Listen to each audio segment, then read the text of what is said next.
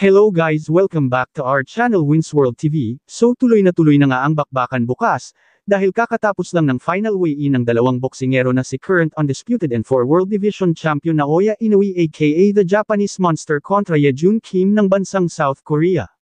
Kitang-kita na talagang perfect ang naging paghahanda ni Naoya Inoue, parihas nakuha ng dalawang boksingero ang tamang timbang na may 122 pound limit at wala itong naging problema sa final and official weigh-in. Ayon kay Naoya Inoue ay hindi na niya papatagalin pa ang laban, gagawin niya ang lahat ng kanyang makakaya para matalo itong si Yejun Kim. Habang si Yejun Kim naman ay hindi rin papayag na magpatalo lang dahil ayon sa kanya ay gagawin din niya ang lahat para matalo itong si Naoya Inoue. Dahil balak ni Yejun Kim na iuwi ang lahat ng mga title belt ni Naoya Inoue, kaya talagang porsiguro itong ma-knockout si Naoya Inoue sa round 1 pa lang. Ibubuhos ni Yejun Kim ang lahat ng kanyang lakas sa round 1 pa lang para ma-knockout itong tinagurian the Japanese Monster Naoya Inoue. Samantala Bob Arum kinonfirma na may 3 kasunduan na laban kay Turki Alalshikh. Ito ating pakinggan ang naging interview kay Bob Arum. Come to us and they've talked about making a 3-fight deal with Teofimo, which we like very much, and now the ball's in Teofimo's court to get his approval. But the Saudis stepped up to the plate, and as far as Top Rank is concerned, we're pleased with the offer and the arrangement. Dagdag pa sa ating mga balita. So, panibagong blessing para kay former 3 World Division Champion Cuadro Alas Angas ng Pinas Jonriel Casimero kung matutuloy ang laban niya kontra Muradjan Akhmadaliev sa susunod na taon, dahil ayon sa Saudi promotion has joyfully announced that they are studying the possibility of making a matchup between former 3 World Division Champion Jonriel Casimero and former Unified Champion Muradjan Akhmadaliev in March of next year para sa isang title eliminator sa WBA. Ang laban Jonriel Casimero vs Muradjan Akhmadaliev ay ikakasa under Saudi promotion. Patungkol naman sa kumakalat na pangalan na si Abimael Ortiz na makakalaban umano ni former 3 World Division Champion Cuadro Alas Angas ng Pinas Jonriel Casimero ay isa po yun fake news dahil mismong si Jonriel Casimero ang nagpapatunay at nagsasabi na hindi yun totoo. Dagdag pa ni Jonriel Casimero ang totoo niya talagang makakalaban ay si Muradjan Akhmadaliev. Ito ating pakinggan at panoorin ang sinasabi ng kampo ni Jonriel Casimero at yung mismong pag-amin ni Jonriel Casimero sa tunay nitong makakalaban. Guys fake news ang Puerto Rican boxer na pinag-uusapan nyo ngayon. Hindi ko nga kilala yun. Sino ba yun? Sino ba nag-umpisa ng... Guys, sino nag-umpisa ng kalokohan na yan? Hindi ako lumalaban sa hindi kilala na boxer. Mga vlogger kayo mga vlogger nabubuhay talaga kayo sa mga fake news Sino ang una nagpalabas ng fake news na yan? Please, sino pakitype? Sino ang vlogger na yan?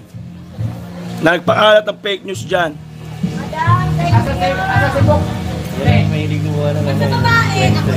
Nag-trending kaya? Si DJL daw ang nag-umpisa. O yan binulat-lat nyo kayo nanonood Si DJL daw ang nag-umpisa. Ng fake news. Tungkol sa Puerto Rican. Sino ba yan? Ewan ko sa inyo. Kaya ilabas nyo ang fake news, mag-iingay kami dito, at kayo rin magkasabi kung sino nakakalat ng fake news. Fair yan Hindi totoo yun guys, na laban.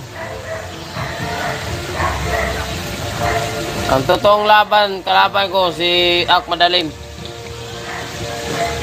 May content na naman. Shoutout tayo sa kanina. Plano namin makalaban namin si Akhmadaliev at saka si Naoya Inoue. Malayo na yun. Marami na yun. Dagdag pa sa ating mga balita. So bakit nga ba hanggang ngayon ay nahihirapan pa din si former 3 World Division Champion Cuadro Alas Angas ng Pinas Jonriel Casimero makalaban si current undisputed and 4 World Division Champion Naoya Inoue aka the Japanese Monster? Ayon sa karamihan lalong-lalo na ang mga boxing fans na bakit todo iwas daw itong si Naoya Inoue makalaban si Jonriel Casimero. Nararapat ba talaga na labanan ni Naoya Inoue itong si John Riel Casimero? Or wala silang magandang dahilan o mapapala kapag pinatulan nila si John Riel Casimero? Yan ang ating sasagutin sa video na ito. Si Naoya Inoue ay kasalukuyang may hawak na 4 na titulo sa iba't ibang division sa Super Bantamweight. Ito ay ang WBC, WBA, IBF at WBO at sa bawat sanctioning bodies ay may kanya-kanyang mandatory challenger na pwede itapat sa kampyon. Sa bawat sanctioning bodies ay ang rank number 1 ang dapat makalaban ng isang kampyon. Unahin natin ang WBC, ang number 1 contender para sa WBC ay si Luis Nery, na kamakailan lang ay nagharap na sila ni Naoya Inoue kung saan tinalo siya ni Naoya Inoue. Kung sakali naman na magkaroon ng problema ang number 1 challenger sa anumang 4 na major sanctioning bodies ay pwedeng pumili ang kampyon na kanyang makakalaban, sa alinmang nakahanay sa rank. Dito pa lang ay pwede nang piliin ni Naoya Inoue si Cuadro alas John Riel Casimero kung kanyang gugustuhin, dahil nakahanay si John Riel Casimero sa pang-8 bilang.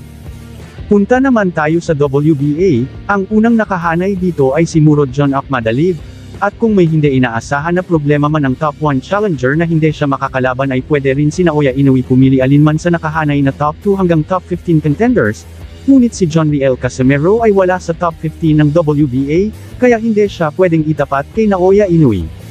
Sunod ay ang IBF at WBO na kung saan ang number 1 contender nito ay si Sam Goodman, ngunit kung sakaling umatras si Sam Goodman sa kanilang laban ay pwede muling pumili si Naoya Inoue alinman sa top 2 hanggang top 15 contender. Kaya kung umatras man si Sam Goodman sa laban nila ni Naoya Inoue ay pwedeng piliin ni Naoya Inoue si John Riel Casimero kung gugustuhin niya dahil nasa top 6 sa WBO itong si John Riel Casimero. Ganun pa man ay si Naoya Inoue na kung gusto ba niya makalaban si John Riel Casimero depende na yun sa kanyang pagpapasya. Maari naman na hindi or maaari din naman na oo, maliban na lang kung wala na talaga siyang maiiwasan, dahil kapag napanalunan ni John Riel Casimero ang World Title Eliminator, para sa WBO at IBF ay panigurado na wala nang pwedeng iwasan pa si Naoya Inoue kundi ang harapin itong si John Riel Casimero. Sa WBO, ay pwedeng maglaban dito si Carl James Martin or Marlon Tapalis kontra John Riel Casimero. Sa WBO naman pwedeng makalaban ni John Riel Casimero alinman sa top 2 contender na si Luis Nery at top 3 contender na si TJ Doheny. Kailangan harapin ni Naoya Inoue sa ayaw niya at sa gusto itong mga top contender dahil kung hindi ay maari na siyang tanggalan ng titulo.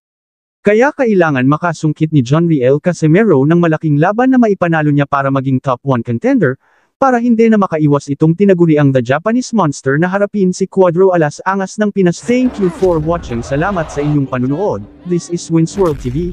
Saying peace, love and good vibes lang tayo lagi. Okay, alright.